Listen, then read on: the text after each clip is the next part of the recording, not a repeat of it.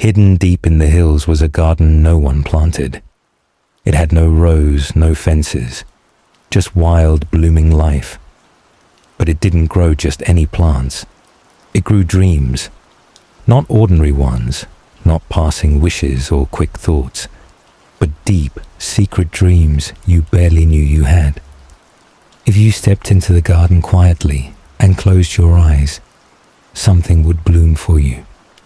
One summer evening, a girl named Faye wandered into the hills, her heart full of questions she couldn't name.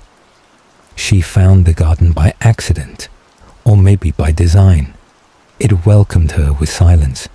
She sat in the soft grass, breathed slowly, and let her thoughts drift. And around her, it began. A tree with bark that shimmered like stardust. A flower that opened to reveal a tiny book of poems. Vines that formed a doorway to nowhere but peace. Faye didn't speak, didn't touch. She simply knew. This garden understood. When she left, a seed clung to her sleeve, small and silver. She planted it by her window, and over time, it grew into something quiet, beautiful, and hers alone. Because some dreams don't fade. They just wait for the right place to grow. At the edge of the old fairgrounds, where paint chipped and ivy climbed over fences, stood a carousel no one remembered building. Its horses were carved from wood, some wild, some gentle, each one frozen mid-gallop with golden bridles and jeweled eyes. It didn't spin during the day, but every evening, when the sky turned violet and shadows stretched long, the carousel would begin to hum, soft music like a lullaby from another time. Only those who truly listened could hear it, and only those who truly needed it found it. One cloudy dusk, a boy named Leo wandered there. His thoughts were loud and tangled, his world spinning too fast. He heard the music and followed. The carousel lit up as he stepped near. The horses shimmered. He chose the smallest one, a pony with a crooked smile.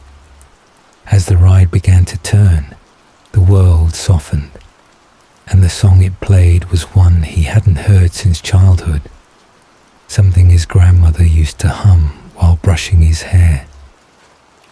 Tears welled up, but not from sadness, from being remembered.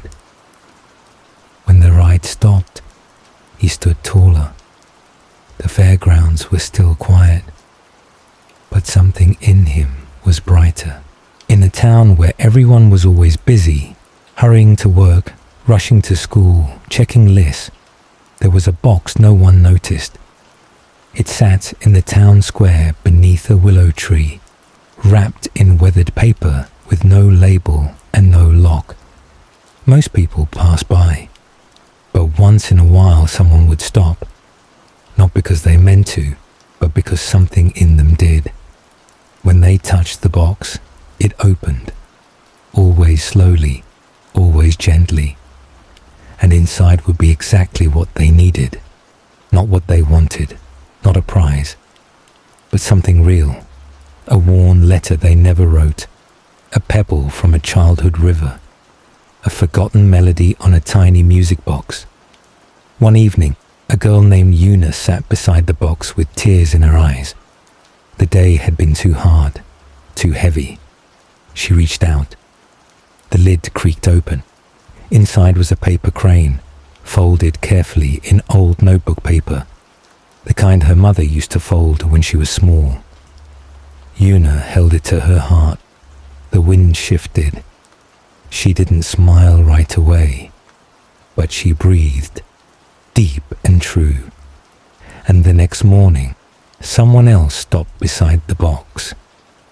Because sometimes what we need finds us tucked in the back of a dusty closet, beneath winter coats and old shoes, sat a faded red backpack.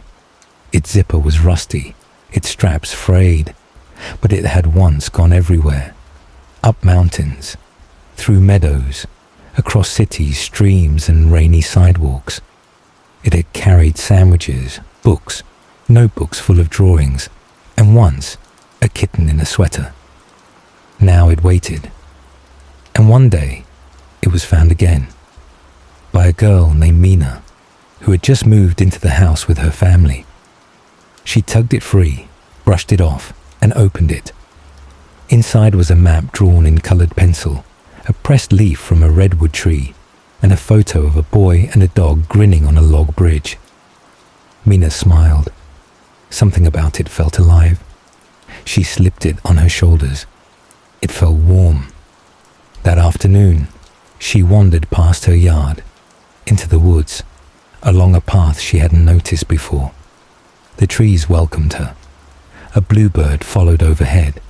She found a clearing that smelled like mint and pine.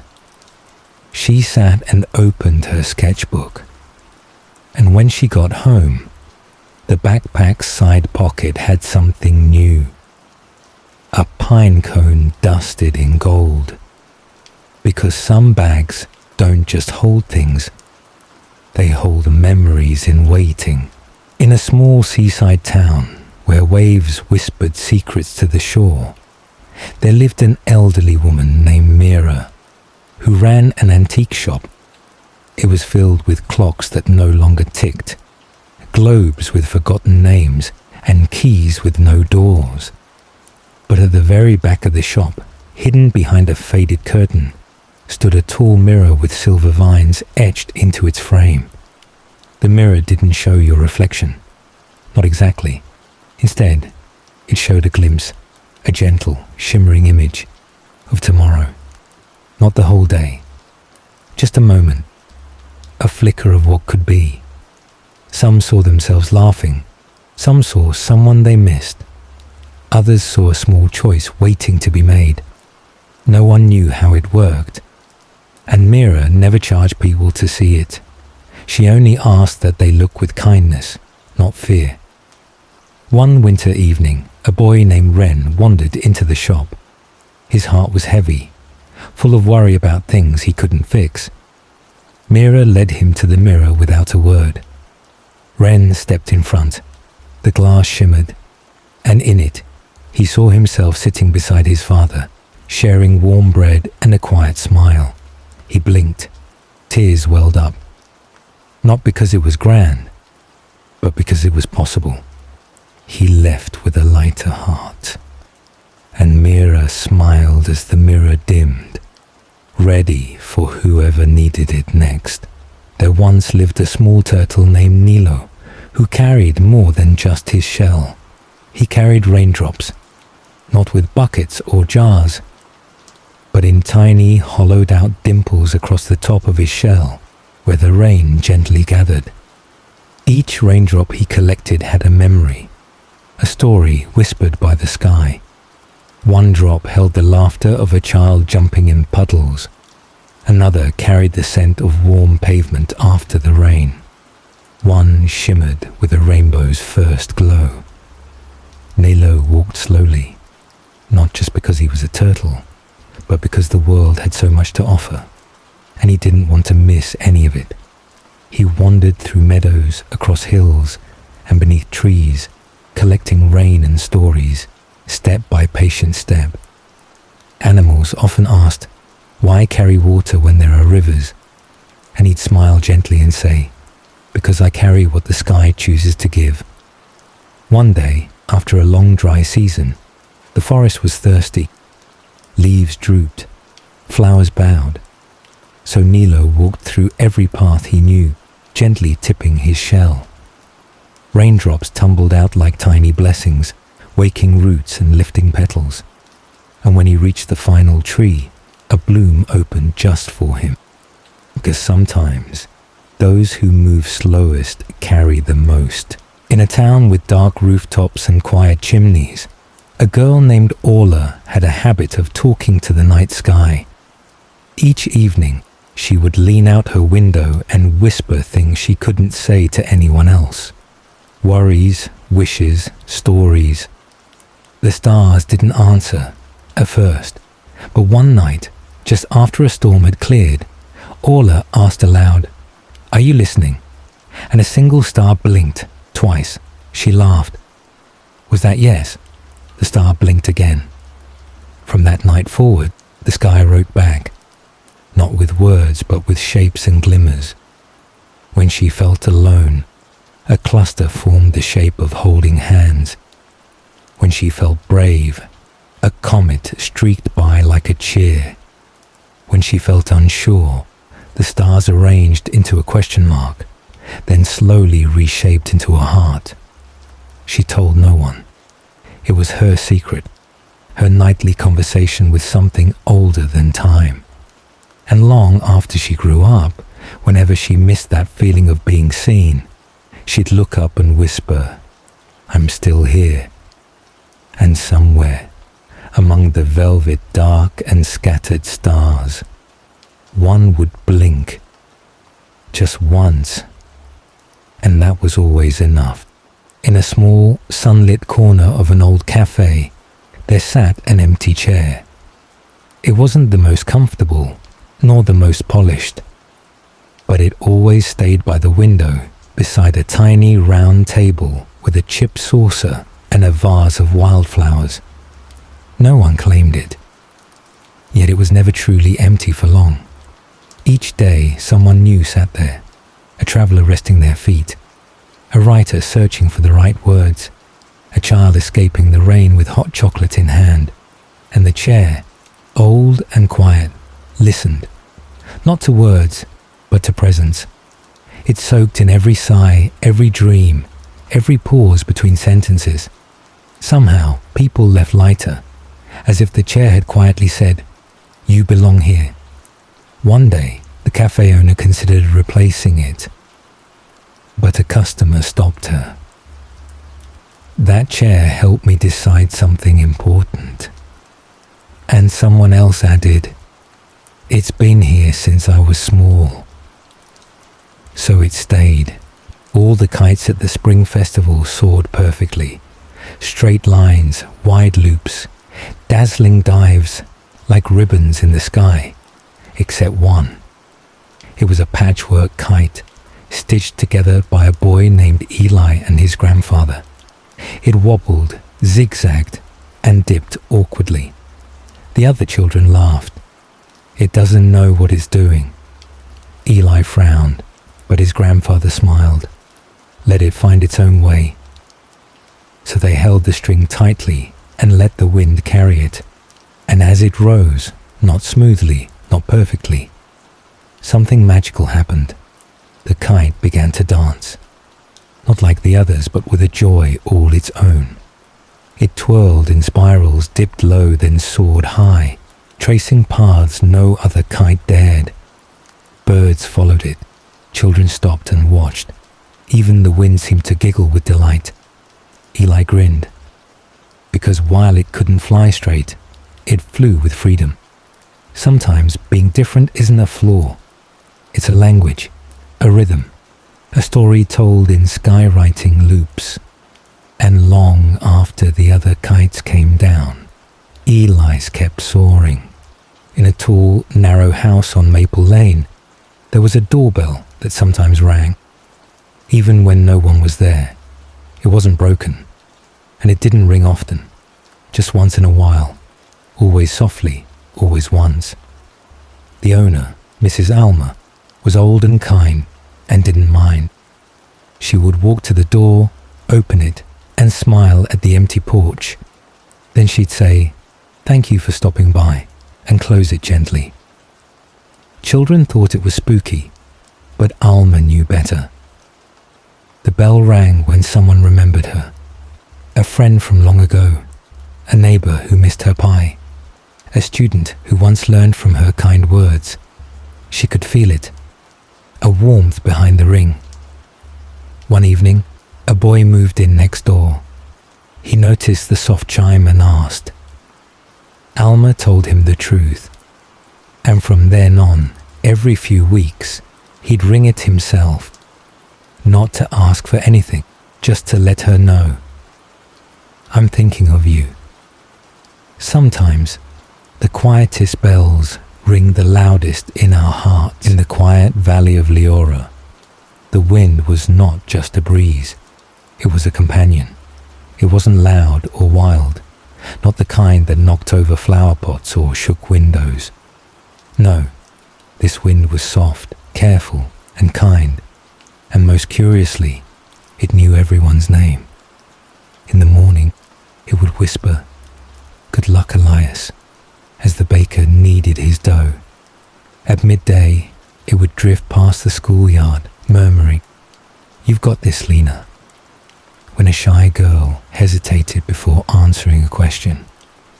In the evenings, it would sigh gently through the curtains.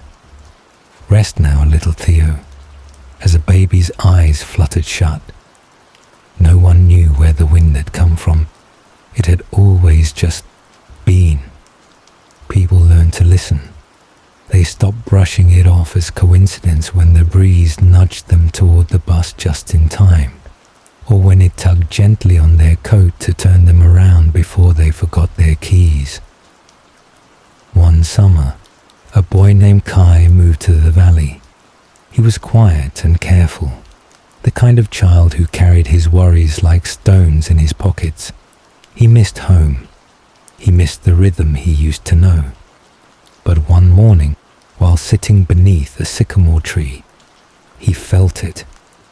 A cool swirl brushing against his cheek. It whispered, "Welcome, Kai. I'm glad you're here." His heart jumped. He looked around. No one. Just leaves rustling like laughter. From then on, the wind became his quiet friend. It hummed softly when he read books under the trees. It followed him to the lake and danced across the water, chasing ripples. It wrapped around him like a scarf on cooler days, warm and playful. And slowly, the stones in his pockets grew lighter.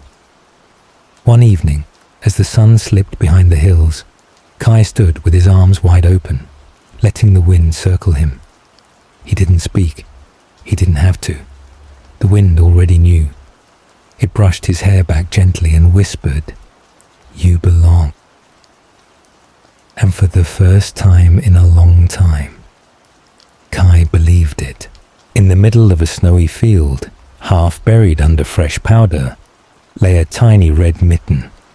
It had been lost during a sled ride, tumbled from a pocket without anyone noticing. All around it, the wind howled and snowflakes danced. But the mitten waited. It missed its pair. It missed the warm hand it once held. But it didn't give up. Each morning, sunlight warmed it just enough to peek out of the snow.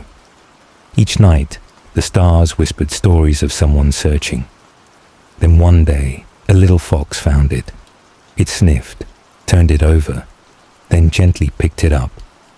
The fox didn't need it, but it knew it belonged somewhere. So it carried it, step by step, all the way to the edge of a cozy village. There, a girl named Mira spotted the mitten on her front porch. Her eyes lit up. "I thought I lost you." She ran to show her mother, and the mitten was reunited with its twin. That night, it lay folded beside the fireplace. Warm, safe, home again. In the corner of an old library, nestled between two dusty bookshelves, sat a peculiar clock. It didn't tick forward. It ticked backward. Instead of moving toward the next hour, it slowly drifted into the past. No one paid it much attention. But the librarian, Mr. Lawn, knew its secret. It didn't take you back in time. Not really. But if you sat near it, very still, you could remember things more clearly. Not facts or dates, but feelings. Like the way your grandmother's kitchen smelled, or the exact sound of your best friend's laugh when you were 5, or the warm feeling of holding a book you once loved. Children would come and sit quietly, and the clock would hum softly, wrapping them in quiet memory. It wasn't magic, it was reminder that time isn't always about where you're going. Sometimes it's about remembering where you've been. All the trees in the forest were letting go of their leaves, all except one. High on the tallest branch of an old elm, a single golden leaf still clung quietly to its stem. Wind blew, rain tapped, time passed. Still, the leaf held on. The tree didn't mind. "You'll know when it's time," it whispered kindly. The birds watched with curiosity, and one day a girl named Zaya came to the forest. She was quiet and thoughtful, with a journal full of poems and a heart too full to speak. She sat beneath the tree and looked up, and the leaf high above seemed to shimmer just for her. She returned each day, resting in the same spot, and slowly the words she couldn't write came back to her. One evening, as the sun set in a blaze of orange, the wind gave a final, gentle push. The leaf let go. It drifted, not down, but in spirals, like a dancer in no hurry at all. And Zaya caught it in her hands. She smiled. Some things take time, and some falls are not about endings but beginnings. On the corner of Willow Street stood a tiny blue mailbox with no address. It wasn't meant for letters or bills. Instead, it delivered feelings. If someone was too shy to say how they felt, they could write it down, just a sentence or two, and drop it inside. The next morning, the right person would feel it, not in their hands, but in their heart. A sudden warmth, a gentle smile without reason, the quiet knowing that someone was thinking of them. No one knew who made the mailbox. It had been there for years. People used it in secret. A boy who missed his friend. A woman who forgave someone after many years. A child who wanted to say thank you but couldn't find the words. And the mailbox never failed. Because sometimes the best things don't need stamps or names, just a heart willing to feel. In the middle of a quiet meadow, where no path led and no sign pointed, there stood a single tree with silver bark and soft green leaves.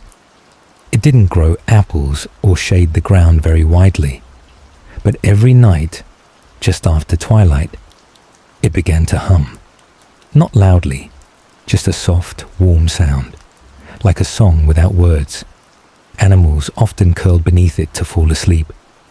Birds rested on its limbs without fear, and sometimes, if you listened closely, you could hear your own thoughts become quieter, gentler. The villagers nearby called it the dreaming tree. No one knew why it hummed. Some said it was the sound of ancient memories. Others believed the tree was dreaming of all the places it had never gone. Seas, skies, starlit roads. A girl named Elia once wandered to the meadow, tired of noise and more noise. She sat under the tree and closed her eyes. The hum wrapped around her like a blanket. Her shoulders softened. Her mind slowed. She didn't fall asleep, not exactly. But she drifted weightless into a place between thinking and dreaming. When she opened her eyes again, the stars were out. She didn't rush home. She simply whispered, "Thank you," and left slowly. Because sometimes we don't need answers. Just a place that hums when we forget how to rest. In a quiet cottage on the edge of Pine Hill, there was a handmade quilt passed down for generations. Its patches were all different. Stars, flowers, waves, keys, stitched together in no pattern anyone could understand. But each time someone slept beneath it, the quilt would change.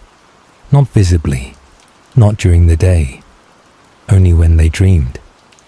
If someone had a dream about flying, the quilt would feel lighter. If they dreamed of the ocean, it smelled faintly of salt and wind. If the dream was sad, the quilt warmed more tightly, like a hug. No one talked much about it. They just knew it was special. One winter, a boy named Milo stayed in the cottage with his grandmother. He had trouble sleeping. His dreams were always full of noise and worry. But under the quilt, things changed. He dreamed of floating gently in space, of walking on clouds, of holding his grandmother's hand in a garden of glowing trees. When he awoke, the quilt was cool and calm, and Milo felt new, like his dreams had left gifts behind. Years later, when he had his own family, the quilt stayed with him. Still quiet, still magical, because some warmth doesn't come from blankets, but from the dreams they quietly carry. In the city of Alderwin, where tall buildings touched the clouds, a small white feather floated across the park. Children chased it, birds ignored it, adults barely noticed, except for one boy named Ravi. He watched it closely because it wasn't falling like feathers do. It was rising, gently, slowly, but definitely upward. He reached up and it dodged him. He laughed, curious, and began to follow. Across the pond, between trees, through a garden gate that hadn't been opened before. The feather bobbed higher, always just ahead, and Ravi kept going, not running, just walking, calm, drawn forward. At last, it led him to a quiet hill overlooking the whole city. There, the wind circled softly, and the feather floated down into his hand. It didn't glow or sparkle. It was just light. But when Ravi closed his eyes, he felt lifted, like his thoughts had space, like his heart was just a little lighter. He sat there until the stars appeared. Then he let the feather go and watched it rise again, upward into the sky, where some gentle things belong. At the far end of the village of Brindle, hung from an old wooden post, was a lantern that only lit during rainstorms.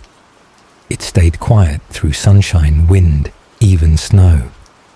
But the moment rain began, even the first drop, it flickered to life. No one knew who made it, but it had always been there, glowing whenever the clouds wept. Some said it was built to comfort travelers. Others believed it guided lost thoughts back home. One rainy evening, a girl named Neera sat beneath the lantern. Her coat was soaked, and her eyes too. She didn't mind the rain, but her heart was tired. The lantern hummed softly, not loud, not bright, just enough. Neera looked up, and for the first time that week she smiled, because she wasn't alone. The lantern glowed just for moments like this, and when the rain stopped, it dimmed slowly, like a sigh, waiting, patiently, for someone else who might need light in their storm. In a corner thrift shop filled with old books and dusty clocks sat a small radio no one bought. Its buttons were worn, its dial stuck sometimes. But every so often, when the shop was quiet, it would turn on, all by itself. And it didn't play news, or chatter, or ads. It played forgotten songs, tunes that had once played in kitchens full of laughter, melodies whistled during walks home from school, soft lullabies sung by voices no one remembered anymore. The shopkeeper, Mr. Reed, didn't mind. He let it play. One afternoon, a teenage girl named Cass wandered in.